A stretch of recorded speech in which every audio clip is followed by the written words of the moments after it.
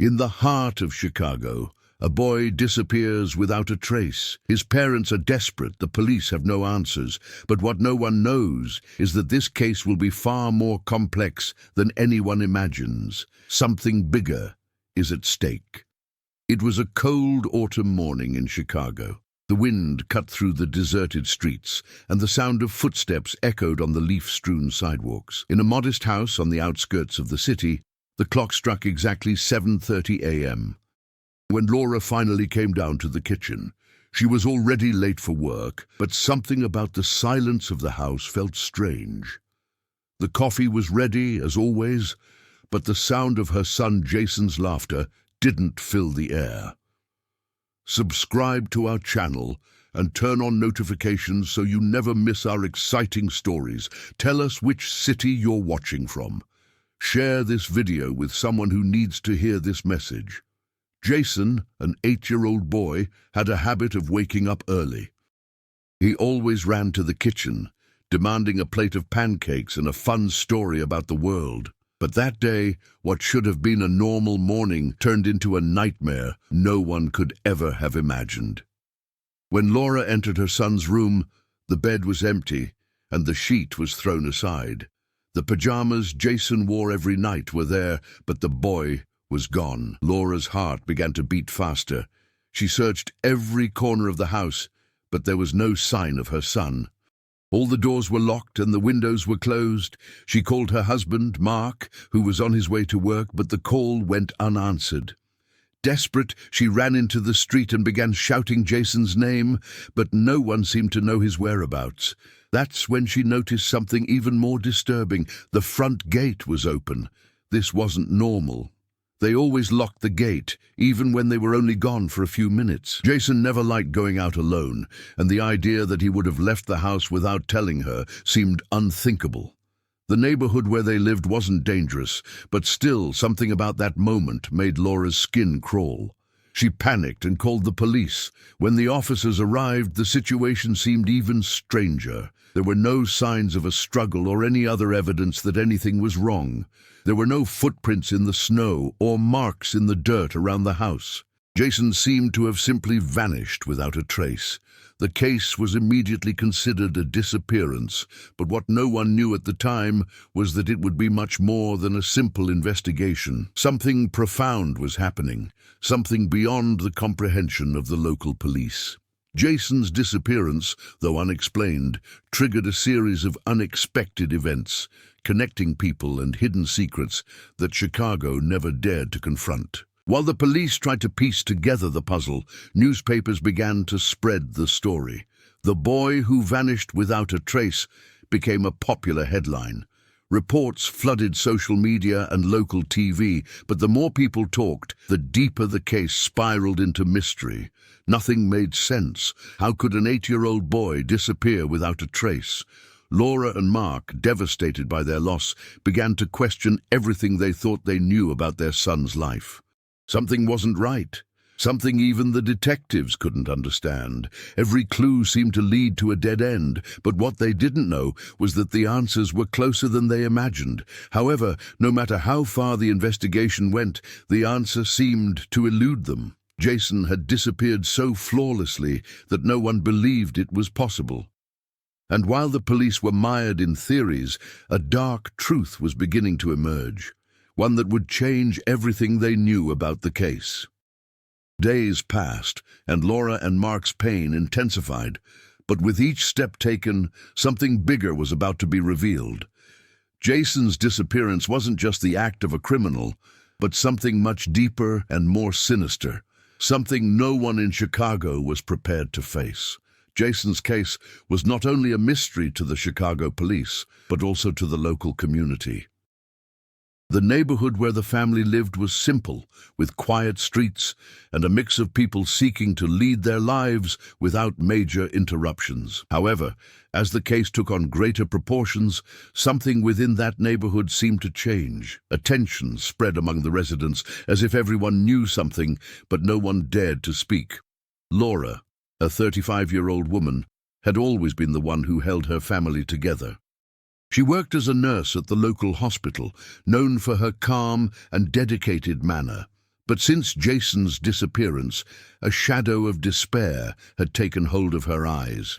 Her co-workers were commenting on her increasingly withdrawn behavior. Laura began spending more time on the streets, searching for any clues that might have been overlooked. She knew the police were doing everything they could, but she couldn't accept the idea that Jason might be lost forever. Mark, her husband, had always been more reserved, the type of man who kept his feelings to himself. He worked as an engineer at a construction company, but even with all his technical skills, he couldn't understand what was happening to his family. Mark never believed in superstitions or conspiracy theories, but with each passing day, without news of Jason, he began to wonder if the answers were hidden in something he didn't yet understand. His behavior became increasingly impulsive, as if something was calling to him, something his rational mind couldn't accept. Meanwhile, the Chicago police found themselves facing a case that seemed to be slipping out of their hands. The detective in charge of the investigation, Peter Wallace, was an experienced man, but something about this case deeply troubled him. He had investigated disappearances before, but never anything as strange as Jason's. The clues were minimal, and the parents' statements were vague. He began to realize that no matter how hard they tried to make sense of everything, something still wasn't clear. He started focusing on details that others might have overlooked. Small things, like a patch of dirt near the gate and a series of missed calls on Laura's cell phone. The community, in turn, was divided. Some neighbors came closer to offer help, bringing food or words of comfort. But there were others who kept their distance, as if Jason's case was something that somehow involved them in an uncomfortable way. A neighbor, Mrs. Daniels, was a 65-year-old woman who had always been seen as the neighborhood gossip. She lived alone in a house a little out of the way, but she observed everything that happened in the neighborhood. Somehow, she had always known everyone's secrets. When Laura asked her to help with the search, Mrs. Daniels, with an enigmatic expression, told her, "The truth is never what it seems, dear, and often what lies beneath the earth needs to be unearthed carefully." Those words stuck in Laura's head, though she didn't know exactly what they meant. However, something inside her knew that Jason's case wasn't simple. It wasn't just about a lost boy. Something more was at stake, something involving hidden secrets and untold stories. Meanwhile, Peter Wallace continued his investigation, but he also began to question what exactly was hidden in the shadows of that community. He visited Jason's school, spoke with friends, teachers, and even the janitor, a simple man who seemed to know more than he let on. Each piece of information he gathered seemed to form an incomplete puzzle. It wasn't just the disappearance of a boy he needed to solve, but a web of lies that was slowly forming around him. As the days passed, Jason's disappearance began to take on an increasingly heavy, emotional weight. Laura could no longer sleep, feeling as if she were trapped in an endless nightmare. She spent hours searching every corner of the house, rummaging through drawers and objects Jason used to touch, as if somehow this could bring him back. His smile still lingered in her mind, but now it was mixed with the pain of a reality that made no sense. No matter how seriously the authorities insisted the case was being taken, a feeling of helplessness overwhelmed her. Mark, on the other hand, was becoming more withdrawn, increasingly lost in his own world. Arguments between the couple became more frequent. He tried to rationalize the situation, believing that time would eventually resolve everything, but Laura couldn't accept that idea. Mark's attempts to deal with the disappearance in a more practical way, such as becoming more involved in work or trying to maintain a routine, made her feel alone. That's when the first twist occurred. During one of her daily visits to the police station, Laura received a call from Detective Wallace. His voice was deep, and she felt a chill when she heard his words. "I need you to come to the station now. We've found something." When Laura arrived, the detective led her to an interrogation room where she found a man she had never seen before. He was sitting at a table, his hands clasped, with a serious expression on his face. "This is Daniel Grayson, a friend of Jason's," the detective explained. Laura frowned. She didn't recognize the name, and until that moment she had never known a friend with that name. Daniel began to speak hesitantly, explaining that he had known Jason for a few months. He claimed that for some time the two had met regularly at school and even after classes, but always in secluded places like parks and side streets. He said that Jason was different from other children, as if he had a peculiar way of seeing the world. What really made Laura uncomfortable, however, was what Daniel revealed next. He said that the last time he had seen Jason, the boy was different, as if he were running away from something. He was agitated, almost scared, Daniel said. But he didn't tell me why. At that moment, an uncomfortable feeling settled in Laura's chest. The boy she knew as her calm and cheerful son was, apparently, hiding something. But what? And why hadn't anyone told her about this Daniel before? The investigation into Daniel intensified. The police discovered he had a shady past. Some of his friendships were frowned upon by the police. He was connected to people who, up to that point, were being investigated in similar disappearance cases in the city. With each new clue, a connection to Chicago's underworld emerged, something no one was prepared to face. Meanwhile, Laura and Mark were trying to understand what was happening to their son. As more information emerged about Daniel, she couldn't help but feel increasingly lost. How had he become involved with Jason? How could such a young boy be drawn into that kind of friendship? And most importantly, where was Jason? The conflict intensified with each new step. The mysteries continued to deepen. Laura no longer knew who to trust. There was something wrong with Daniel, something that couldn't be ignored, but at the same time, she felt he held the key to understanding what really happened to Jason. The police seemed disoriented, and the case was becoming a vast labyrinth of possibilities and secrets. Mark, for his part, began to suspect that there was more to this disappearance than the simple escape of a boy. He was no longer just concerned about his son's well-being. He began to doubt everyone around him, including Laura, whose actions he now saw as excessively impulsive. This estrangement between the two began to create a crack in their marriage, something that over time would become even more difficult to repair. The dilemma was becoming more complex. Now, Laura wasn't just trying to find her son. She was beginning to get lost in a web of lies and deceit that ensnared her more deeply than she had imagined. Each new person who entered the investigation seemed to have more to hide than to reveal. As the days passed and the search for Jason continued, the mystery deepened and new elements began to emerge, all challenging the idea that the case was simply the disappearance of an innocent boy. As the investigation intensified, Laura could no longer focus on anything other than her son's disappearance. With each passing minute, the sense of urgency worsened.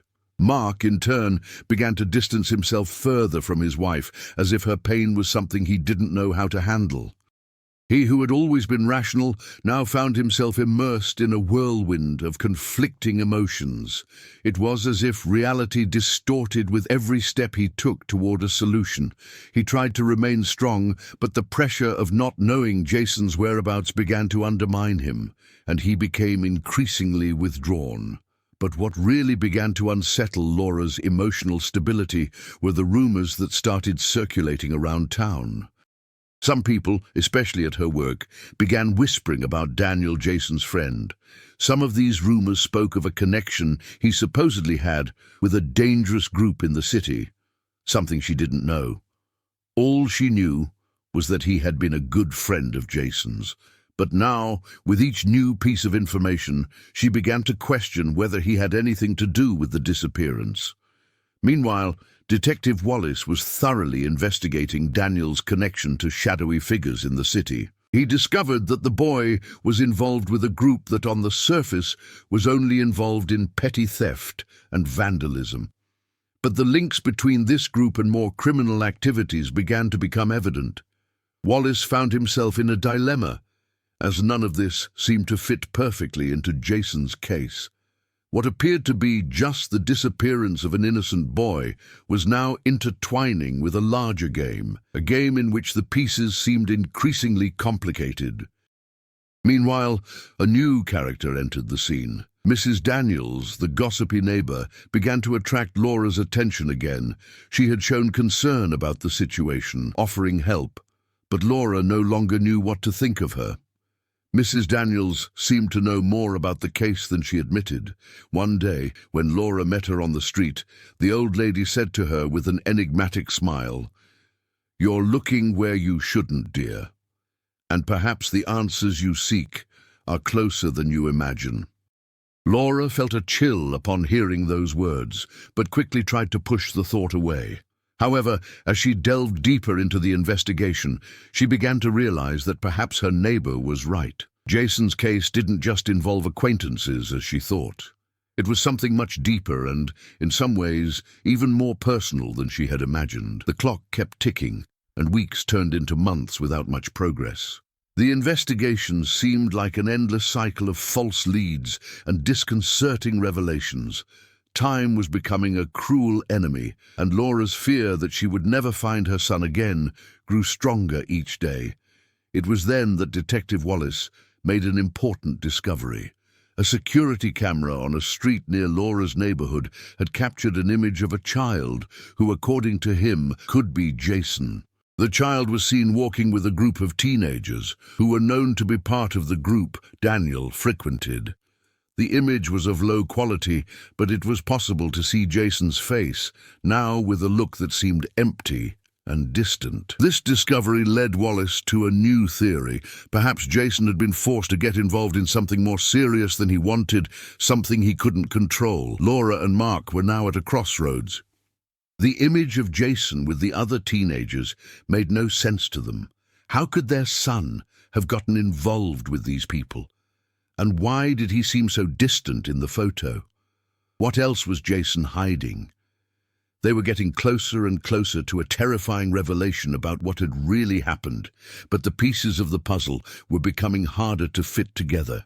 It was a cold, cloudy night when the truth began to unfold in a way no one could have anticipated. Laura was home alone when the phone rang. The number on the screen wasn't familiar, but something inside her made her answer. The voice on the other end was deep and sounded tired, as if carrying the weight of something much greater. "It's Detective Wallace," he said bluntly. "I need you to come immediately. We've found something that could change everything." With her heart racing, Laura went to the police station where Wallace was waiting for her. He didn't seem surprised or relieved. Just serious, as if he knew that what he was about to reveal would be a turning point. He handed her a thick envelope. "This is Daniel Grayson's diary," Wallace said. Apparently, he wrote down everything that happened in the last few months. He was in contact with a much more dangerous group than we imagined. Laura felt a chill, but said nothing. When she opened the envelope, she found a series of handwritten pages by Daniel. The content was disturbing, but at the same time, enlightening. She read quickly, her gaze fixed on the hastily scribbled words. What she discovered left her speechless.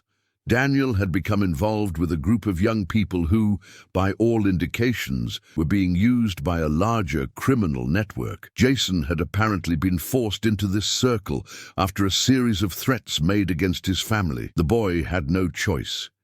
He was trapped in a game where the only way to survive was to do what he was told. Daniel, in his notes, spoke about how Jason was beginning to despair, but the most terrifying thing was yet to come. Daniel revealed that Jason's disappearance wasn't an escape, as everyone thought. Jason hadn't gotten lost or hidden.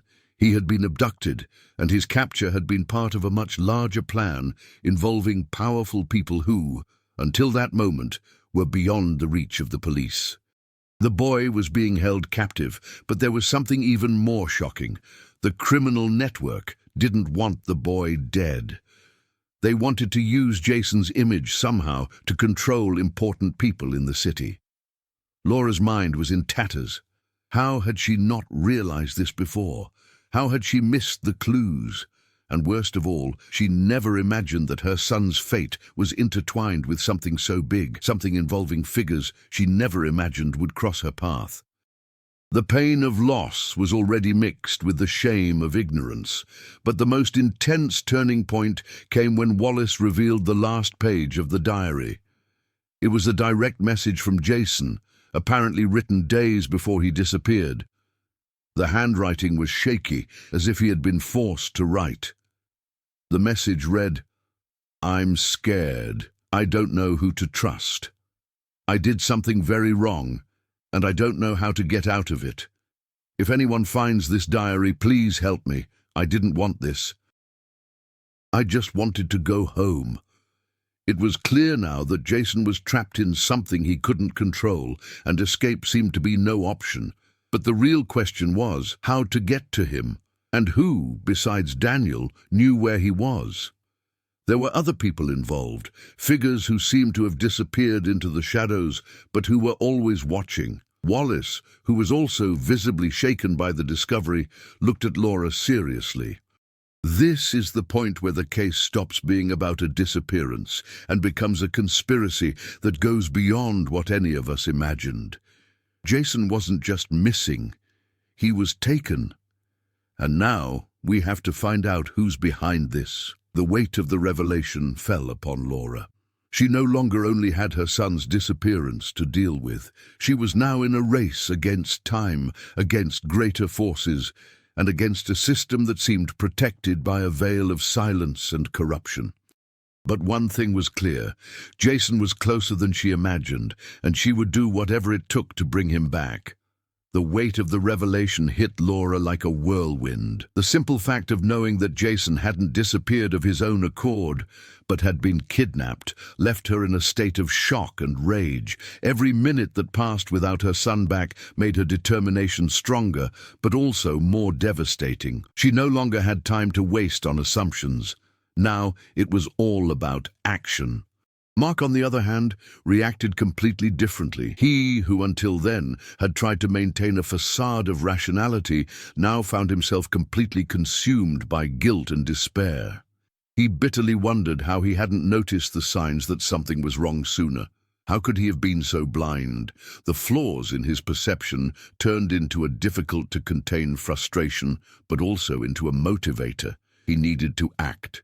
If Jason was in captivity, he needed to be rescued, no matter the cost. However, the revelation that Jason's case involved something far bigger than a simple child abduction created palpable tension between the two. Laura wanted to move fast, intensify the search for her son, and confront anyone involved. But Mark, though distressed, found himself trapped by his own skepticism. He couldn't accept the fact that such a powerful criminal group was involved and that his family was in the middle of it all. Mark's difficulty in accepting the depth of the situation created an even more visible fracture between him and Laura, making their actions increasingly divergent. She wanted to move forward, while he wanted to pull the brakes. Detective Wallace, on the other hand, was experiencing a crisis of confidence. Although he had the necessary information to try to proceed with the case, he also knew he was dealing with a much larger network than he had initially imagined. The corruption and influence of certain members of this network were evident. He knew that city authorities were, to a large extent, involved in one way or another. This generated a growing distrust in his own abilities and made him question the effectiveness of the judicial system in Chicago. "I don't know who to trust anymore," Wallace said in a private conversation with Laura. "The only thing I can guarantee is that I will do whatever it takes to find your son." "But the pieces of the puzzle are further apart than I thought." Laura, with the determination of a mother who wouldn't rest until her son was back, pressed Wallace to act more boldly. She wanted more than promises. She wanted answers. She wanted to push the police to pursue any lead, to confront anyone who might have information about Jason's whereabouts. But she knew that the risk of going against the current was growing with each step. Every move was becoming more dangerous, more unpredictable. With Daniel's diary in hand, the pressure on Laura mounted. She knew the boy had revealed everything he knew, but the question still lingered. How had Daniel become so involved? What was his role in all of this? Was he just trying to survive, or was there something darker in his intentions? The only thing Laura knew was that she couldn't ignore it. She would need to use it as a key to unlock the doors to the underworld where Jason was trapped. With each step taken, the situation grew more tense. More people were involved, more risks piled up, and the truth seemed to slip away faster than they could keep up. The investigations began to expand, and Laura found herself alone on several occasions, taking the reins of what remained of the search for Jason. But her faith was at risk. Time was running out, and with it, hope. Meanwhile, rumors and gossip about the case gained momentum in the community. The media, already attentive to Jason's disappearance, began to raise increasingly audacious theories, and local authorities began to feel pressured by public opinion. With each news report, Laura's situation seemed to worsen. The city of Chicago, which had previously seemed a distant and safe place, was now full of doors closing as the case took on global proportions. But the greatest pressure of all came from within his own home. Mark, who had begun to distance himself emotionally, now found himself at a crossroads: follow his own logic, which kept him on the sidelines, or join Laura once and for all in the search for their son. What he didn't know was that, in making his decision, he would also become a part of Jason's story, without knowing how far it would take them. The weight of the search for Jason was becoming increasingly present, and Laura knew her fate was tied to that moment. The sleepless nights, the pressure from the authorities, and the constant uncertainty about her son's whereabouts were taking an emotional toll on her. But however exhausted she was, something inside her wouldn't let her stop. A mother's love for her child transcends pain, and Laura now found herself in a fierce battle against everything and everyone to bring Jason back. The first major change occurred when Laura began to accept that she could no longer rely solely on the police. She had spent weeks waiting for answers from Wallace and the authorities, but information was scarce and the clues confusing. Each day felt more like a game of patience, and Laura couldn't wait any longer. She knew the only way forward was to take control of the situation into her own hands. "I can't wait any longer. I have to act. Even if it means doing something the police wouldn't like," Laura told herself as she looked at Daniel's diary, now almost a guide for her actions. She felt a new strength within her, a renewed will to do whatever was necessary. She was beginning to understand that the answer lay not in following the rules of a broken system, but in challenging what limited her. Mark, however, remained trapped in his own dilemma. He felt the pressure of trying to maintain the logic that everything was beyond his control. He felt powerless. Even though he wanted to help, he didn't know where to begin, and his resistance to changing his approach was beginning to distance him even further from Laura. He constantly found himself struggling between the need to accept the horror of the situation and the temptation to return to normalcy, ignoring the dark realities in which his family was immersed. That's when Laura made a risky decision. With Daniel's diary, she began to investigate the group of teenagers involved in the case more deeply, going to the meeting places they frequented. She searched for clues that the police hadn't investigated, failed to notice, or chose to ignore. With the help of some people in the community who began to show a willingness to help her, she managed to discover more about the underworld that was controlling her son. Laura infiltrated Daniel's circle of friends, searching for answers. She was no longer the same woman who had begun the search weeks ago. Now she was a woman transformed by grief, loss, and a desperate need to understand what had happened to Jason. She knew her journey would now be far more dangerous, but the fear that accompanied her was overcome by anger and a desire for justice. At the same time, Wallace began to realize that perhaps he was failing to see what was right in front of him. He had always believed he was in control of the situation, but with each new step Laura took, he found himself further and further behind. She was going beyond where he could reach, and he knew that if he didn't start working more actively alongside her, the truth would become even more distant. In a crucial meeting, Laura and Wallace decided to join forces, and from that moment on, the search for Jason intensified.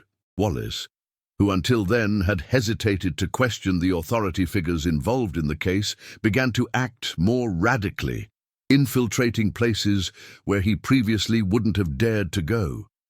He knew that the only way to get to the bottom of the case was to leave the rules behind. Together, Laura and Wallace began to pressure the criminals Jason was involved with, confronting them directly and obtaining information that previously seemed unattainable. Mark, for his part, still hesitated. He was beginning to feel that there was a flaw in his relationship with Laura, something that not even his love for Jason could fill anymore. He saw the transformation in her, but he couldn't keep up with the pace. With each step Laura took towards the truth, he felt more lost, smaller in the face of his own inability to handle the situation. It was at this point that Laura finally confronted Mark. They were at home, and the tension was palpable. "I need you, Mark. You can't keep ignoring what's happening. Jason needs us. If we don't act now, it will be too late." Mark looked at her, his eyes filled with conflict. He knew she was right. He knew that by continuing to hide from his own pain, he was leaving Laura to fight alone. He finally understood that his place was beside her, facing the shadows that were approaching. And although the struggle was still immense, he knew that love and unity were the only forces that could bring them back to the light. Laura, with the support of Mark and Wallace, began to understand that her journey would not only be about finding Jason, it would be about rebuilding her own strength, her ability to cope with the unimaginable, and above all, about rescuing her family from the darkness into which they had been plunged. Now she was ready for anything. Her growth was no longer just a response to loss, but an internal transformation that made her stronger, more determined, and more unbeatable. As the days dragged on, the search for Jason became a marathon of endurance and courage. Laura, Mark, and Wallace were now immersed in dangerous territory, where every step could be their last. The truth they had uncovered about the criminal network involved in Jason's disappearance was more sinister than anyone could have imagined. Time was against them, and now, more than ever, the pieces were beginning to fall into place. But there was something else yet to come, something that could change everything. Wallace's investigations intensified. He now had enough information to act more directly against the group that had kidnapped Jason. With each new clue that emerged, a sense of urgency gripped them. The revelations about the criminal network were becoming increasingly profound and connected to powerful figures in the city, but Wallace was willing to face any risk to secure Jason's freedom. He knew he needed to be bold. The local police wouldn't be enough. They needed to dig deeper to overcome the barriers of corruption and lies. "We have to move now. We can't wait any longer," Wallace said, staring intently at Laura. His eyes were tired, but his voice was firmer than ever. "I managed to track down the location of the captivity. They're in an old warehouse in downtown Chicago, but we have to act fast. If we delay any longer, we could lose Jason forever." Laura didn't hesitate. She knew the moment had finally arrived. Everything she had done up to that point, all the pain and suffering, had accumulated to this extent. She couldn't let Jason get away now. Not when the truth was within reach. She felt more determined than ever, knowing that her son's fate was in her hands. Mark, though still grappling with his own doubts and fears, knew he couldn't stand by. He looked at Laura, and for the first time in a long time felt he was doing the right thing. He had failed in many ways during the search, but now he knew he had to be there, by his wife's side, facing the same risks. "I'll go with you," Mark said, the decision made in an instant.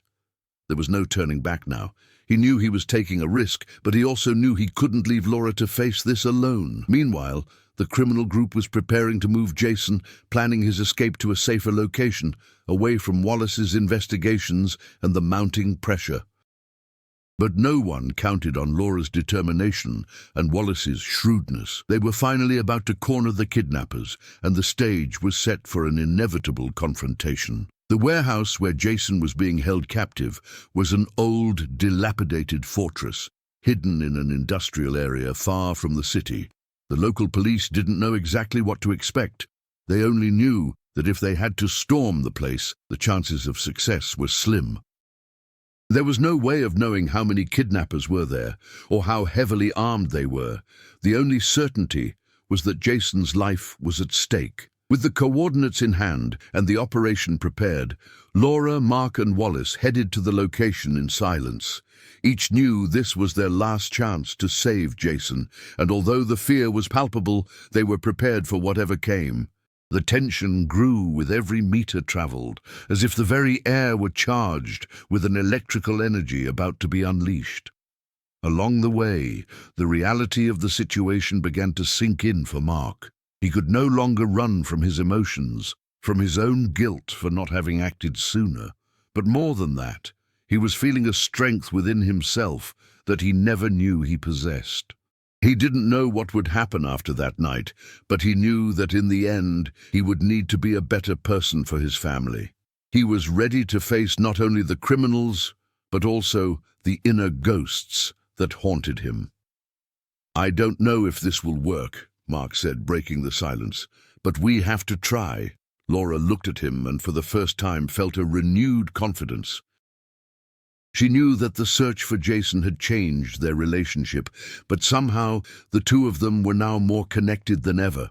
What they were about to face together would not only be a fight for their son, but a fight to rebuild everything they had lost. The warehouse was silent when they arrived, and the darkness of the night seemed to envelop the place like a cloak of mystery and fear. The operation was about to begin. Adrenaline coursed through each of them, but none were willing to back down. Jason's life was in their hands, and nothing else mattered. The night was darker than expected. The warehouse, a structure of iron and concrete forgotten by time, exuded a sense of desolation, as if not only old goods, but also dark secrets were kept there. Laura, Mark and Wallace moved through the shadows, aware that they were about to face something that could change everything, for good or for evil. The silence was almost deafening. Each footstep echoed in the emptiness of the abandoned warehouse, as if the place itself were waiting for the right moment to reveal its secret. The tension was palpable, visible in everyone's eyes. Laura, more than anyone, felt the weight of the decision she had made. She knew this would be her last chance to bring Jason back, and she was willing to do whatever it took. As they approached the main entrance, the group paused for a moment, exchanging silent glances. Wallace signaled for everyone to get ready. He knew the place was full of dangers. "It won't be easy here," he murmured, his voice low. "We have to be quick. They have Jason, and they won't give him up without a fight." The tension increased with each passing second. Laura looked at Mark, who was beside her. He seemed calmer than she had imagined, but her heart was racing. What was about to happen, none of us could have predicted. They were about to invade a place where lives were at stake, and no decision would be more definitive than that. With a signal from Wallace, they advanced to the side door of the warehouse, where they knew there was a more discreet entrance. With precision, they forced the door open. The sound of the metal creaking echoed in the void, but strangely, no one heard them. They were inside now. The interior of the warehouse was dark, dimly lit, and the air smelled of mildew. The sounds of their footsteps were muffled by the echo of the empty structure. Following the coordinates Wallace had obtained, they approached a secluded corner where the only source of light came from a dim lamp hanging from the ceiling. It was at that moment that the sound of low voices reached her ears. They were close. Laura felt a shiver down her spine. It was as if her whole being was screaming to move forward, but at the same time, doubt paralyzed her. What if it was too late? What if the kidnappers had already taken Jason somewhere else? "Get ready," Wallace whispered. They crouched down, hidden in the shadows. Suddenly, one of the kidnappers appeared in front of them, unaware of their presence. He was heading towards the back of the warehouse where Laura's most feared figure was hiding. Jason. Laura couldn't wait any longer. With a swift movement, she stood up, and her gaze fixed on the kidnapper lunged forward. The action was instantaneous. Mark, who was with her, followed suit and grabbed the man tightly, quickly immobilizing him. The kidnapper tried to scream, but Laura covered his mouth before he could make a sound. With a sigh, she said, "Where is my son?" The man, his eyes wide, looked at her. "He's there. But if you want him back, you'd better not make a sound," he said with a sarcastic smile. "You don't know what you're up against here. They won't let anyone leave alive." Those words, spoken with such coldness, were like a punch to Laura's gut. But she couldn't stop now. There was no more room for hesitation. Wallace stepped forward, gesturing for the kidnapper to guide them to where Jason was being held. They made their way to a small, makeshift office at the back of the warehouse. The door was locked, but it wasn't difficult for Wallace to break the lock with a pair of pliers. When the door finally opened, the scene before them was heartbreaking. Jason was there, tied to a chair, visibly frightened, but to everyone's relief, still alive. He looked at Laura, his eyes brimming with tears, as if he couldn't believe he would finally see her again. The relief was immediate, but the struggle was far from over. The kidnappers were ready to fight back. A group of armed men emerged from the other side of the room, closing the door behind them. They grinned cruelly, confident that they were in control of the situation. The leader, a large man with an icy stare, stepped forward. "Do you think you can leave here with him?" he said in a menacing voice. "No one will challenge us, especially not you, a desperate woman." Laura looked at Wallace without hesitation, who gestured to Mark. The tension was palpable, and everyone knew that what would happen next would be decisive. They had Jason, but they were still surrounded. The fight to free him would be bloody. "We're going to get out of here with him," Laura said with a firmness that surprised even herself. "And you're going to pay for what you did." The situation was about to explode. Time dragged on as everyone prepared for the final confrontation, but the battle for Jason's freedom was far from over, and the road ahead was full of obstacles. However, something had changed in Laura. She was no longer the woman who had entered that warehouse. Now she was an unstoppable force, determined to save her son and destroy everything that threatened her family. The confrontation was swift but brutal. Weapons and words were evenly matched, and the tension in the warehouse was almost unbearable. Laura, with the strength of a determined mother, did not hesitate. With the help of Wallace and Mark, they managed to neutralize the kidnappers one by one, until finally, after an intense exchange of gunfire, the leader fell to the ground, immobilized. Silence fell, but it was not a silence of immediate relief. It was the silence of victory won through sacrifice. Jason was now free, but he seemed more lost than ever. His eyes, still glistening with confusion, met Laura's. It was as if he couldn't believe he was back in his mother's arms. When she hugged him, he seemed to crumble in her embrace, as if the repressed emotions had finally found a way out. The pain, fear, and anguish of all those days were finally being healed by each other's presence. "I knew you would come," Jason murmured, his words filled with insecurity, but also with gratitude. He didn't need any more words. The feeling of being home with his mother was more than enough. Mark, for his part, stood beside them, observing the reunion, but with the empty eyes of someone who had lost his way. He knew that, although Jason was finally safe, he would still need to confront his own demons. His relationship with Laura had been transformed, but he also knew that rebuilding trust between them wouldn't be easy.